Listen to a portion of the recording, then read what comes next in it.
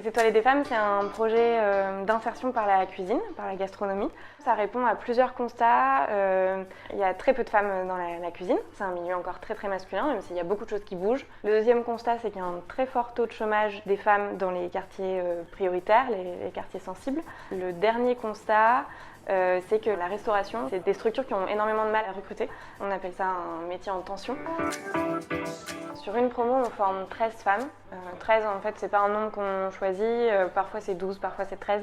Ça dépend du nombre de places qu'il y a dans une classe de CAP de formation continue pour adultes. Le but, c'est vraiment de les encadrer à fond, de les accompagner, de leur donner toutes les clés pendant 1 an pour qu'ensuite, elles puissent avoir la carrière professionnelle et la vie personnelle dont elles ont envie.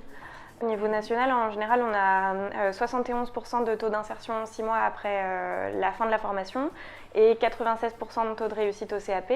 Et nous, plus localement, notre première promo à Clichy l'année dernière, on avait 12 femmes au départ et il y en a 10 qui ont passé le CAP en fin d'année et les 10 sont obtenus.